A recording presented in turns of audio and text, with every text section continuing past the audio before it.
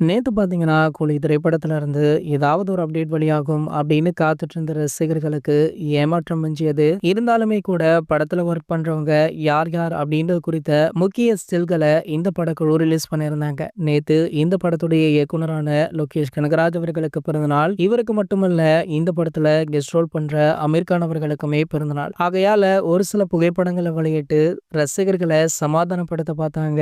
இந்த நிலையில பார்த்தீங்கன்னா, கூலி திரைப்படத்தை பற்றி மற்றும் ஒரு தகவல் சமூக வலைதளங்கள்ல வைரலுமே ஆகிட்டு இருக்கு. பொதுவாகவே லோகேஷோடைய படங்கள்ல கண்டிப்பாக அரசியல் இருக்கும். ஆனால் அது இருந்தும் இல்லாமலும் இருக்கிற மாதிரி ஒரு சில இடங்கள்ல மறைமுகமாக வசனங்களாக இருக்கட்டும், காட்சிகளாக இருக்கட்டும் அதனை வச்சிருப்பாரு. பல நாட்களுக்கு பிறகு அந்த காட்சிகளை டீகோட் பண்ணி ஒரு சிலர் சொன்னாதான் படத்துல இது மாதிரியான காட்சிகள் இருக்கா அப்படின்றதே தெரிய வரும். சோ அந்த வகையில பாத்தீங்கன்னா, கூலி திரைப்படத்திலுமே லோகேஷ் கனகராஜ் அவர்கள் மறைமுகமாக ஒரு சில அரசியல் வசனங்களை வச்சிருக்காரு. சோ அந்த வசனங்கள் தற்போதுள்ள ஆளும் கட்சியான திமுகவுக்கே எதிராக இருக்கிற மாதிரி இருக்காம். ஆகையால இந்த காட்சிகளை நீக்கும்படி திமுக தரப்புல இருந்து ஒரு சில அழுத்தங்களுமே கொடுக்கப்பட்டிருக்கா. சோ இந்த படத்துடைய தமிழக ரிலீஸ் உரிமையை உதயநிதி ஸ்டாலின் அவர்களுடைய ரெட் ஜெயின் மூவி நிறுவனம் தான் கைப்பற்ற இருக்காங்க. ஆகையால படத்தை பார்த்த இவங்க இது மாதிரி ஒரு சில டிமாண்ட் வச்சிருக்காங்க. ஆனால் இதற்கெல்லாம் சூப்பர் ஸ்டார் ரஜினிகாந்த் அவர்கள் ஒத்துப்போகவில்லையாம். படத்துல அனைத்து காட்சிகளுமே இருக்கும், எந்த காட்சிகளையுமே நீக்க முடியாது அப்படின்னு சூப்பர் ஸ்டார் ரஜினிகாந்த் அவர்கள் ஸ்ட்ரிக்டாக சொல்லிட்டாரா. ஆகையால